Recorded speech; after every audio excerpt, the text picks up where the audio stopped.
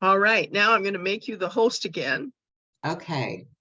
And then you can take it from there. So Holly, just as a little background, Carla has been doing lots of interesting things. I was really intrigued with what you've been about. She has her own life coaching business and is originally from Pennsylvania.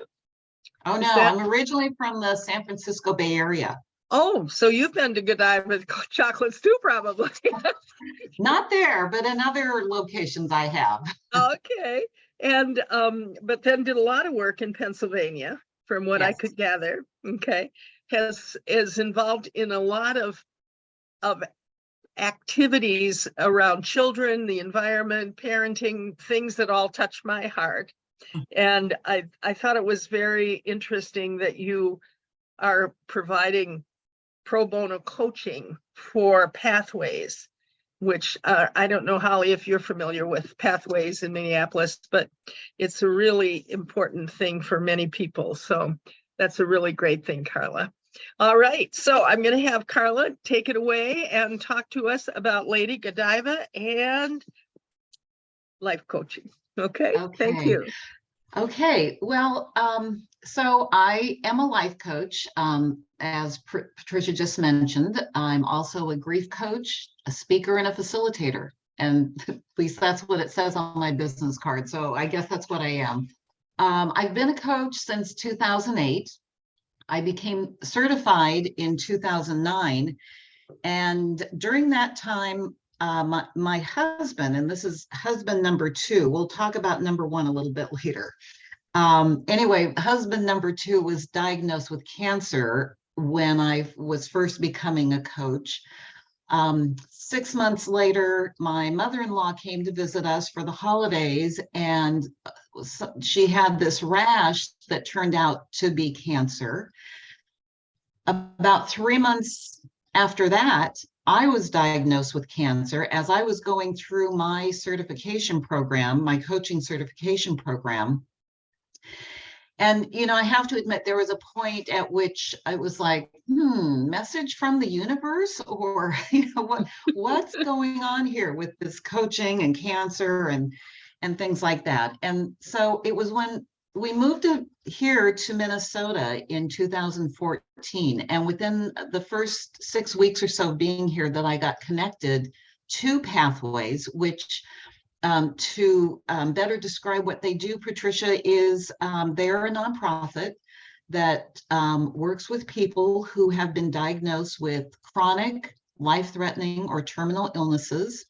They offer a wealth of healing and complementary type services. All the services are free because all the providers are volunteers. And that's when I started doing coaching at Pathways, because I knew that I had a heart connection with people who were going through those kinds of issues. And it was about 6 months later, after moving here, that I got connected with the Southwest Grief Coalition, and they were looking for grief facilitators for their small groups. And I thought, okay, it's kind of scary sounding work, but that's something that I felt called to do also. So I often find and so I do have a private practice aside from these are my pro bono projects that I do, but I do have a private practice, a lot of which has grown out of this pro bono work, because I find, for me, my sweet spot is coaching people who are at that crossroads of the road they thought they were going down is no longer available. Things have changed. And so now what? So that's a little bit about my coaching practice. So just a little bit of my background, a little bit about my practice. So now I am going to see if I can do this screen share thing. Oh, look at this. And let's do this. Oh, wait a minute. I want to get all the way back up here. Okay. Good job, Carla. I impressed myself on that one. So My presentation tonight is Women of History, Lady Godiva and You as Told by a Life Coach. And here's basically what we're going to be doing tonight. So we're going to talk about Lady Godiva and how she made history. We're going to talk about divorce as a history-making act. And then a little bit about Life Coaching 101, or everything you always wanted to know about life coaching, but were afraid to ask. So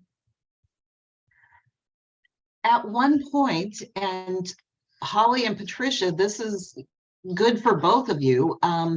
I will open this up for you to do some sharing if you would like to. You are under no obligation, you know, share if you would like to or not. But when we share, I think it's important that we have some guidelines for that. And the first one is no one gets to be wrong. And what that means is not that there is not a right or wrong way to be in the world, or things are not, that there's not a definite right or wrong, that we all know and recognize it when we see it. But it means that we have all had different life experiences, different maybe family cultures that we've grown up in. And just because someone is different does not get to make them wrong. So that leads into guide number 2, which is if we listen with an open heart, then we don't start thinking of other people as wrong simply because they're different. So I just need to know that those rules are okay for you, for both of you, and if we're good to go with that. Thumbs up. Perfect. Okay, good. So let's talk about Lady Godiva. Since it is Women's History Month, she happens to be my favorite woman of history. I actually do a women's retreat all about Lady Godiva. And so, but for tonight, we're just going to take a little journey back to 11th century England and talk about who she was, first of all, and look at the historical record. So we know that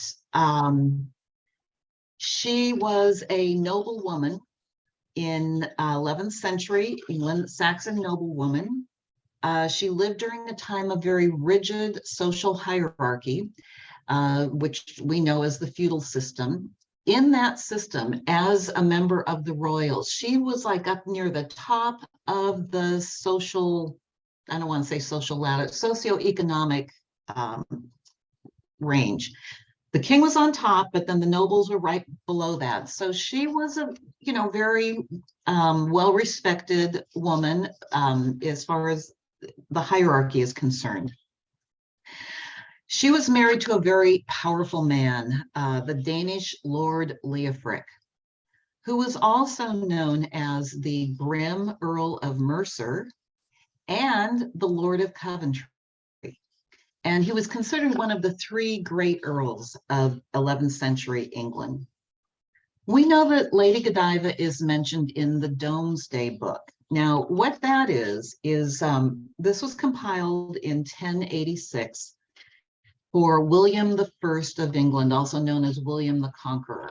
So he had just conquered England, and he wanted to know, well, what am I king of? And it was sort of like a census, but he didn't really care about the people. He just cared about the wealth. So what was all out there that he now was ruling over?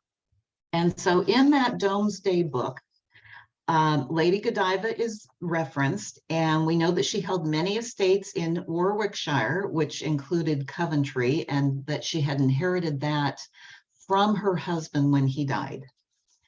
We know that Lady Godiva was a very religious and devout woman, and she and her husband were very generous benefactors of the church. They founded a Benedictine monastery in Coventry and endowed it with many gifts. And she's even said to have melted down her gold and jewelry in order to make crosses and other images of the saints and other decorations for that monastery. Oh, I'm forgetting to click. So I think this is kind of interesting. Oh, and there it is. Okay. So her name, Godiva, as we know it, is the Latinized version of this spelling, which is the Old English version of her name. And it means gift of God, which I think all ties in together as you learn a little bit more about her, because as you were both saying, a lot of us, most people, when we hear Lady Godiva, we think either chocolates or naked lady on a horse. And she was so much more. So this is a very famous painting by John Collier. It was, he painted it in 1897. And to me, this symbolizes so much of what I think of about Lady Godiva and that famous ride. So the actual story of it is really quite compelling, because good old Leofric was this rather pompous, self-aggrandizing man. And he was imposing very heavy taxes on the people of Coventry and using most of that wealth to do public works that basically were aggrandizing for him. And Lady Godiva, being the compassionate woman that she was, could see that this was causing the people of Coventry a lot of suffering. And she, being the compassionate woman that she was, kept asking her husband, please, please, please give them a break. Because taxes in those days, it was not the same as like taxes in our day, when we just make sure our check is in the mail by April 15th and we've paid our taxes. Taxes then, it was more of whatever it was you produced during the year, he took a share of, Leofric took a share of. So if you were a shepherd, he took some of your sheep. If you were a cobbler, he took some of your goods. If, whatever it was that you did, he would take to use for himself. And for the people of Coventry, that caused great suffering and sometimes great deprivation and possibly even starvation, and possibly not being able to make it through a hard winter, not having enough food, not having whatever it was. And Lady Godiva could see this suffering and kept asking her husband, please, please give them a break. And finally he kept saying, no, no, no, I'm not going to do it. And she kept asking, he kept saying no. Finally, he said, the only way I would do that is if you ride naked through town at midday. Well, he thought he had gotten her over a barrel and that there was no way she would ever, ever do a thing like that. And there's even a story about him in the Great Hall, I guess with his drinking buddies or something, and he's telling the men that are around him this story about, oh, this is what I told my wife she was going to have to do. And he's laughing about it so hard that he fell off his chair and broke his wrist. Meanwhile, Lady Godiva was figuring out exactly how she could do this. So the way I imagine it is, I think of her getting this all planned out. There was a proclamation sent through the town of Coventry. People were told to go inside, close their window, close the shutters, close the doors, preserve her modesty, because she would be riding through town. And so I imagine she's in her carriage with her handmaid, her lady in waiting with her, and she's got her cloak around her. They pull up to the edge of town, and I imagine that there's a couple of riders on horseback that go running through town, getting everybody off the streets, telling them to go inside, shut the blinds or shut the shutters, close the doors.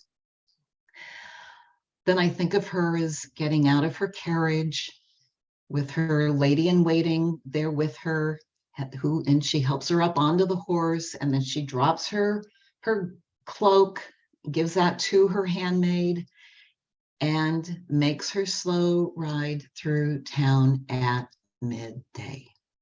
The other end of town, the carriage is waiting, her handmaid is waiting. She's standing there with the cloak so that as soon as she gets there, she can cover herself with the cloak, slides off the horse, back into the carriage, and they turn around and they head back to the estate. So it turns out that Leofric was as good as his word, and the historical record shows that the taxes were abolished, all except the tax on horses. There's another little side story to the Lady Godiva story, and that's about a tailor named Tom. And he could not control his curiosity. He had to see this. He had to see Lady Godiva riding through town. So he drills a hole through one of the slats of the shutters or the whatever it was covering his window. And he bends down and he peeks through, and legend has it that he was struck blind, but he was forever after known as Peeping Tom, which is where that comes from. That is funny. What a great story. So yeah, it is a great story, isn't it? So Lady Godiva's bold and courageous act is what made her a woman of history. Not all the other historical facts that I was quoting to you before. There are countless paintings made of her, and there's a huge statue that stands in the middle of Coventry to this day, and her name remains famous. So let's talk about divorce as a history-making act, and I'm going to stop sharing my screen now for just a minute and just share that I have been in your shoes. I divorced my first husband at the age of 25 when I had a 1-year-old daughter. And that was my bold and courageous act. It turns out I had married an abuser. I didn't know that at the time. Of course, when we met, we sort of had this whirlwind romance. He worked for famous rock and roll bands. This was in the San Francisco Bay Area. So he worked for famous bands. At the time I met him, he was working for Journey, but he had worked for Santana and Tower Power and the Doobie Brothers and many, many others. So this was pretty fun and cool and amazing stuff. And, you know, backstage passes to just about any show we wanted to see. And within 3 months, we decided we would drive up to Reno and get married. And it wasn't until after we were married that the dark and violent side came out. And of course, I mean, this was something, you know, here's something I should have known. I wish I had known then what I know now. And one of those things is that if you look at how a man treats his mother, there might be a lot of clues as to how he'll treat his wife. Because my ex-husband and his mother could not be in the same room together for more than 5 minutes without starting to scream and yell at one another. And that ended up being kind of how he treated me once we were married, along with the violence. And I finally decided that I had to leave. And so I took my 1-year-old daughter and headed out. And that was my bold and courageous act, and it saved my life.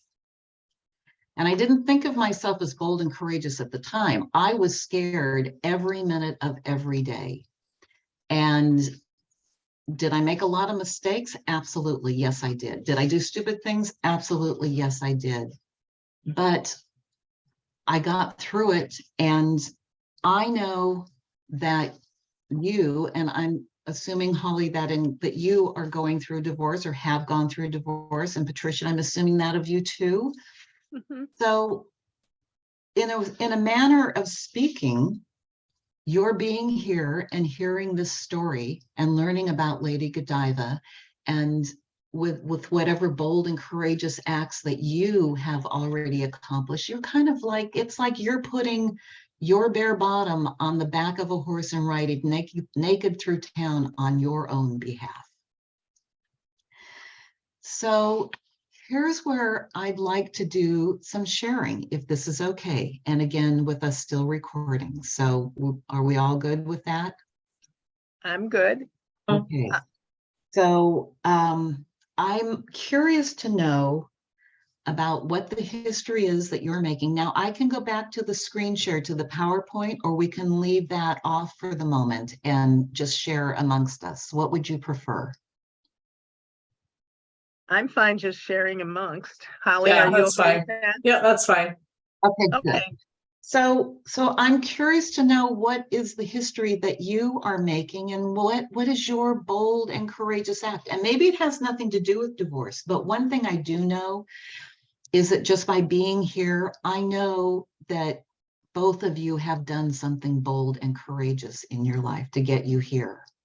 So if you would like to share, I would love to hear. Well, Holly, you want to go first? No, you can go ahead. Okay. Well, when I think about what I did as bold and courageous is I sued the federal government in 7 states, and I won 3 times and knew I wasn't going to win the 4th. And so I put it in bankruptcy and walked away. So that's Wow. what I did. I got a restraining order against the federal government in 7 states. Yeah, 3 times, which, Wow. you know, a little family daycare mom from a 1-room schoolhouse doesn't necessarily do that. Okay. That's wow. Yes, that's amazing. Yeah, I was thinking about another subject. I've also testified before the House Ways and Means Committee in Washington, D.C. about exclusive use of your house for being a family daycare provider. That was a little scary. Okay. Yes, So yeah, there's been a few things. I would say so. Yeah. So, Congratulations on all of that. well, thank you. You know, I had a number of people around me who decided that I had mentally fallen off the wagon in the case of suing the government. But I hadn't, you know, so it was the right thing to do at that time, and I did it. I learned a lot, and I go forward from there. So that's how that works. That's awesome. That's amazing. Congratulations. Yeah. Wow. Yeah. And one of the Holly, things in relationship to my husband, I'll tell you this, is that in my marriage, when and you know, I was married, I had 2 children. I became a family daycare mom when my youngest was a baby, okay, because I could stay at home and take care of her and do that. And the neighbor lady wanted me to take care of her child, so then I had 2 of them, right? So then I went to a meeting, and the parting words when I went to a meeting for family daycare providers was, "Don't get involved." Okay. Those were the parting words from my husband, which, you know, I could understand, you know, and I had no intention of getting involved, but I came home the president of the group. So that was sort of like the beginning of the end of that whole deal. So, but anyhow, just a side story. Understandable. Oh, all right. Yeah. So those are just some fun pieces. Yeah. Yeah. So Holly, that's kind of a tough act to follow. Yeah, you know, before Congress and suing the federal government, but I know that you have a story to tell too. Right. Yeah, you know, I guess at this point, I don't know that anything has been bold or courageous. It's, the whole divorce thing was, thrown upon me. And so it was a matter of getting through it for my children. And, I think probably the biggest, boldest thing that I do is continue to, take a lot of probably abuse, possibly, I don't know, to keep them out of the middle of things. It's to just let things happen that really aren't fair to me, but doing what's right for my children. And I guess just getting through the last, 2 years of since everything started, and it's still not finalized, but it's just been a very, very long, hard, painful road. So. Yeah. So Holly, I would go so far as to say that every single day you get yourself up out of bed is a bold and courageous act. It's when you're through this and you look back, you'll realize just how bold and courageous you are being every single day. And it takes a lot of courage to stand firm for those children. Yeah. That if you end up not necessarily doing it for you, Right. but because that as a parent becomes the very most important thing is what is the right thing for kids. And that takes a lot of courage in the face of other people criticizing you. Mhm. So congratulations. Absolutely. Absolutely.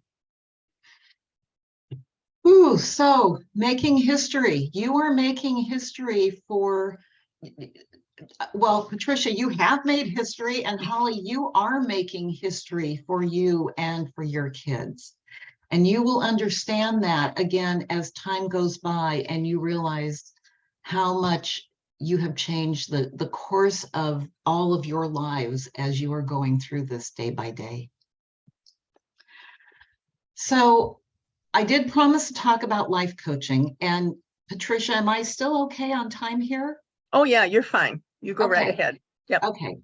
So I'm going to go back to my PowerPoint again. Look at that. Okay. And Mhm. okay. So let's move on. So I didn't have a life coach when I was going through divorce, and life coach, I'd never even heard of a life coach at that point. I don't even think it was a thing at that time. But I want to first talk about, so I wanted to explain what a life coach is. And I like to start first with what a life coach is not. So life coaching is not therapy. And in very broad strokes, in therapy, you have a doctor-patient relationship where you are coming to the doctor, the therapist, with a problem to be solved, and they give you advice. Here's how you can do that, or or whatever, and you go off and do your thing, or they give you a prescription. This will make you better, and it'll all go away. And that's not what coaching is. And coaching is also not consulting, where you hire an expert who's going to give you a plan on exactly how to do X, Y, or Z. And here's your plan. Off you go do it. And that's not what coaching is either. So as a coach, I believe that everyone comes to coaching naturally creative, resourceful, and whole. That you are the experts in your own lives. And my job as a coach is to help you connect with what it is your heart most desires, help you find the ways to get there, and to help, congratulate you or celebrate you on your way, challenge you when you need to be challenged, whatever it is. But the goal is to help you get to where you need to go. So I think of my job as a coach as the 3 whats. So it's answering these questions. What do you want? And what this means is, what is it that you really want? What is it that you feel called to do, that where you are using your gifts to be the biggest, best person in life that you can be, and to help visualize that picture. Now, some people, they already know it, and for others, they don't. And when I was going through a divorce, what I remember is that I kind of had this mantra that all I wanted, the what was, I just wanted a sane and happy life. That was it. I used those words. I thought about those words over and over again. I just want a sane and happy life. And, it took some time, but over time, I realized I did get there. And so being clear about what I wanted helped me get there. Because if you don't know what you want, then you don't know where you're going, and you'll never get there. So the second what is what holds you back. Now, there can be a lot of external circumstances that hold you back. And, those are things that you can, work your way through, kind of slog through them, or if you can't get through them, you find another way around them. But oftentimes what really holds us back is the internal voice in our heads that says, you're not good enough, you're not smart enough, you're not rich enough, thin enough, whatever enough, or don't take a risk, don't try that, you might fail. There's all these voices in our heads. Everybody has it. We all have that voice in our head that tells us these negative things. And my job as a coach is to give you tools to work with that voice, and so that it doesn't hold you back, and so that you can move forward. The other thing that I see as my job as a coach, the third what, is what's the one small thing you can do now that will move you toward what you want? So an example of that is, there was a woman I was coaching who was really stuck in her life. She had some health issues. She wasn't getting the kind of support she wanted from her family.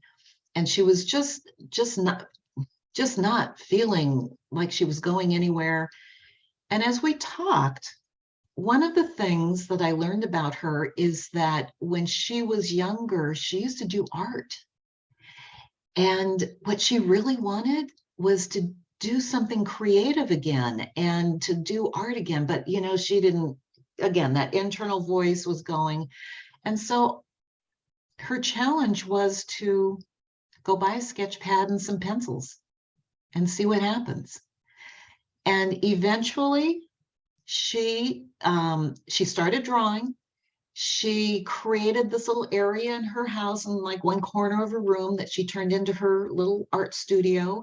And pretty soon she was doing artwork and really feeling good about it. And that was so healing to her. That was moving her forward despite all the other things, health issues and things like that, that had kind of stopped her and held her back. So there's always one small thing that we can do now that will move us forward toward what we want. So if you're looking for a coach, if coaching sounds like something that you're interested in, I wanted to share some of the skills that I learned as a coach that I think are really important. So first thing, listening. And a coach should understand that there's 3 levels of listening. So level number 1 is that conversational level where when you're having a conversation with someone and when they're talking, you're already thinking of what you're going to say in response to that, and it's a back and forth, and it's a conversation, and that's level number 1. Level number 2, this is where coaching begins, is the focus stays completely on the client.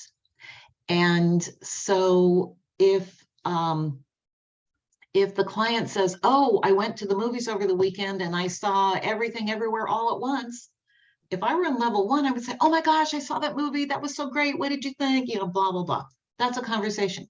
Level 2 might be something more like, well, what was that like for you?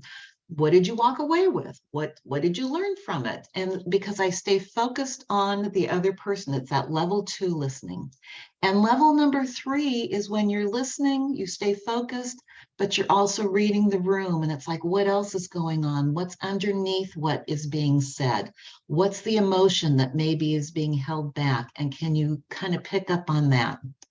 So a good coach should be really good at listening.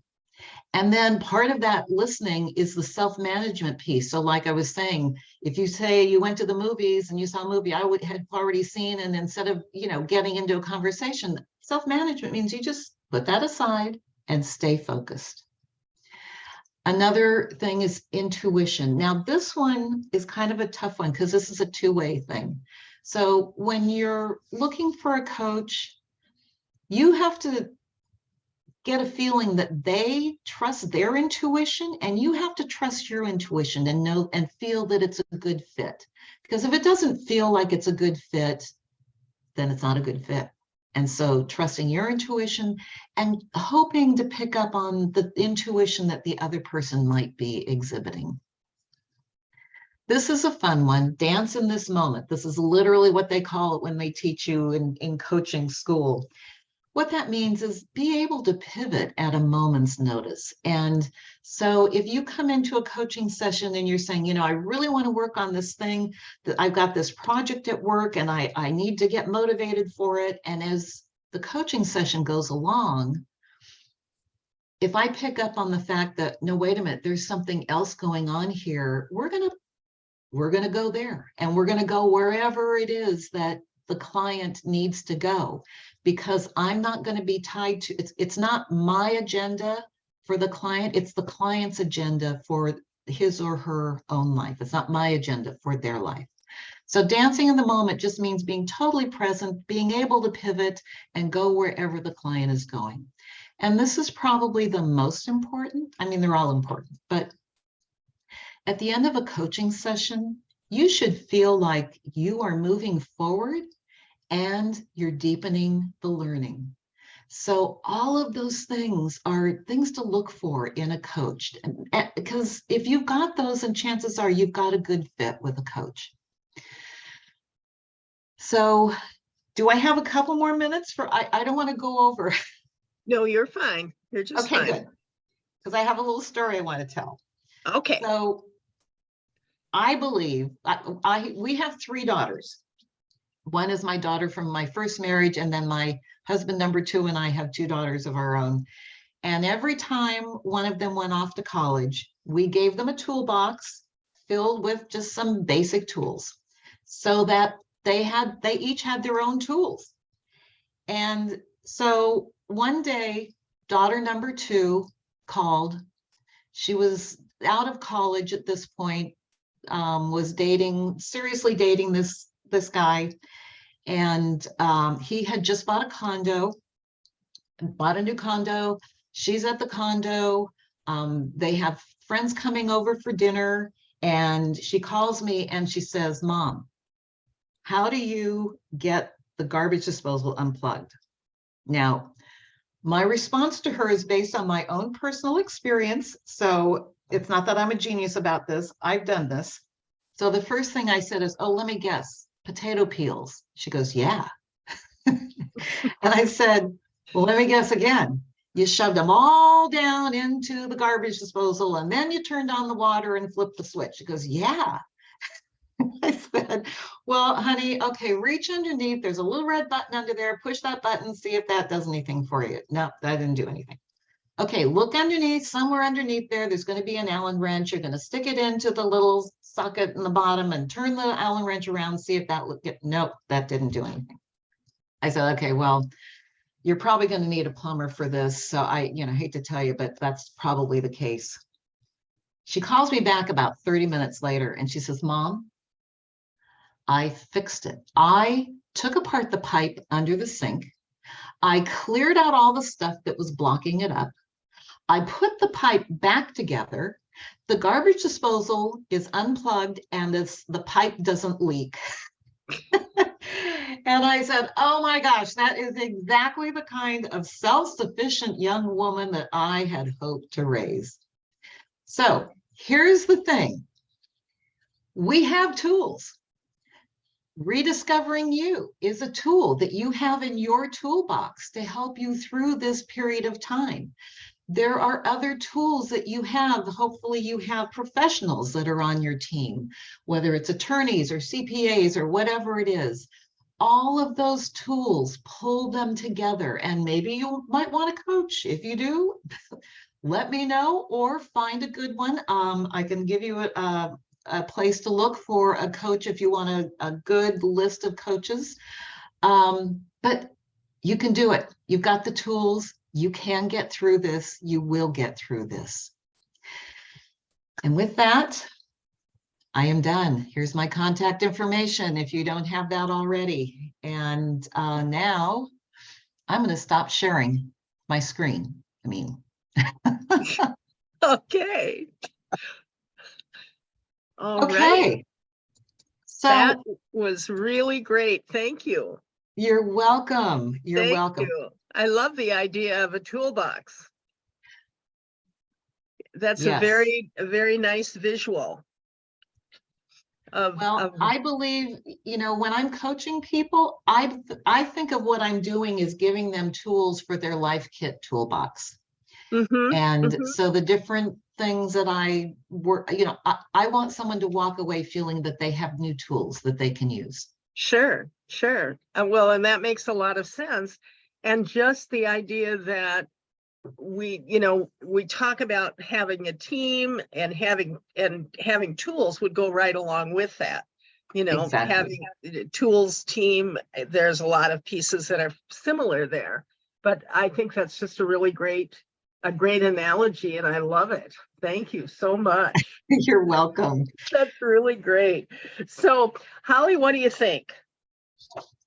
I think it was very informative, and it's kind of, I do work with a therapist regularly, but see that there's kind of the a need for a life coach as well, outside of the therapy realm as well.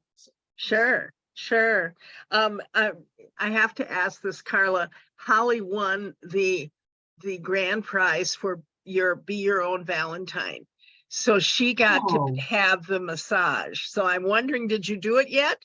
Next week. Next week. Oh. I cannot wait. Oh, good for you. Indulge Yes. yourself. Yes. You bet. We had a really fun time doing this Be Your Own Valentine giveaway. And the main prize was the massage. And then another gal got a mani-pedi, and two other women got boxes of chocolate. And we didn't get to Godiva, we did Abdullah's. But that sounds like so much fun. Oh, it was. And then two women got books. So we had just a really great time of being your own Valentine. But I hadn't talked to Holly to see how she was doing. When I called the massage place that she asked us to use, they were so excited for her. It was really fun to hear them. They're just going, yes, this will be great. So very nice. yeah, That's so fantastic. a good massage therapist is another tool in that toolbox. Yes. Mhm. Absolutely. Yes. Yes. You bet. You bet. Well, this was very, very interesting, Carla. I really appreciate your taking the time here. And I'm going to post the video piece on our YouTube, and then we'll be promoting it in an upcoming newsletter. So we will, it'll get more play than what we have tonight. But Wonderful. I'm really grateful for this, and thank you so much. It was really my fun. pleasure. My pleasure, Holly? Patricia. Oh yeah, Holly, do you have some other questions or anything else that you would like to share? No, I'm just obviously going to just go look up at your website and just kind of check it out. It's, something I've, pondered here and there over the years, just because I'm kind of one of those people who's never figured out kind of the whole purpose of my life, or my, what do I do outside of being a mom and was a wife. Those have been kind of my two things for the last how many years, and it's kind of finding who and what I'm to be is, it's a hard question when you don't know. So Well, Isn't and that Holly, a journey? I do want to let you know, and Patricia, I wanted to share this with you too. I don't think I've ever mentioned this, but I do give a discounted rate to anybody that comes to me through Rediscovering You. Oh, I didn't know that. So the prices that you see on my website are not the prices that would apply to you, Holly, if you do want to reach out, and I would love to work with you. So Okay. if it sounds good, if it looks good, and it is a new website and I am proud of it. So I hope you have fun looking through it. So yes. Yeah, well, that would be really good. I know that there comes a point in this journey when you have to figure out, what are you going to do next? Who Yeah. are you? What are you going to do next? And I experienced that when the suing of the federal government was over and I put it into bankruptcy. Then it was like, now what do I do? Just, and I happened to meet a gentleman that I knew at the post office who said, "What are you doing?" And I said, "Well, I think I'm supposed to be finding a job. I think. But mostly what I'm doing is painting the kitchen right now." Okay. And so we had coffee, and he offered me a job, and that was the beginning of a whole other career. And Wow. I mean, yeah, it was very interesting. He introduced me to the disc profile. Are you familiar with Oh either one yeah, of you?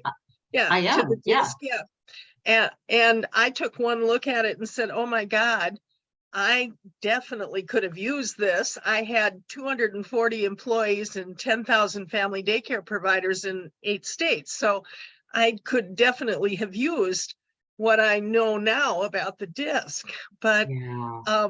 it ended up with my creating a career of consulting around behavior and team building and sales and all that kind of stuff out of meeting somebody at the post office. I think there are no accidents. Those kinds of things that's one of those meant to be moments. Mm-hmm. Oh yeah, yeah. My being in Rediscovering You was the same kind of thing. I mean, Barb called me up and said, "I don't want to do it anymore." I said, "Okay, I'll help you figure out how to close it down." So we went through the whole thing of how to close it down in this conversation. Yeah. And then she said, "It's such a great thing. I just wish I could sell it to somebody." And I said, well, I'll buy it. So here we are. And here you are. Right. And we're about to come up. April 1st was our 1-year anniversary. So, Wow. it's just, and we are both just delighted with where we're going. So it's there are no accidents. That's true. I Yeah. believe that. I do And believe that. Yeah. yeah. Oh. And getting to visit with you, Carla, was just delightful, and meeting Holly and knowing what we're going to be doing together this fall and affecting change in Minnesota and who knows where else, as we have, reach out and work with people around the subjects of how people are treated and considerations and stuff. It's all about being of service. So Yes, it is. I yeah. agree. I agree with that. Yeah, and certainly with what you're doing with the nonprofits and all of the pro bono work that you do, it's wonderful. So, and Holly is just on a great plan here with her last summer with these seniors. It'll be just quite a trip. Yes. Quite a trip. Well, yeah, when that empty nest hits, I remember it well. My daughter, my youngest daughter during her senior year. I had so much anxiety about her leaving. I mean, the others, it was like, goodbye, goodbye. Not really, not exactly, but But when she left, it was like, oh my gosh, I just don't know what I'm going to do. And I would find myself bursting into tears while I'm driving on the freeway or something, you know, just at the thought of it. And we took her off to college. We got her all moved into the dorm. We came back home, and Friday night rolls around, and it's like, what do you want to do? We don't have to worry about where's Deanna, what time's she coming home. It's like, we can do whatever we want. And I got over all the tears very quickly then. But it is a hard transition. It can be very hard. And that's not to say I didn't have tears again, but still there Sure. was that lifting of the weight sort of off my shoulders. But Wow. Well, this was excellent. Thank you both. I'm very excited you were here, Holly. It's always good to see you. Carla, it was delightful. Just delightful. my pleasure. My pleasure. Thank you for inviting me. Oh, you're very welcome, and we will hope to see you again. Okay, we'll be in All touch. right. All right. Okay. Thank you, Thank Patricia. you. You bet. Good night. Good Thanks. night.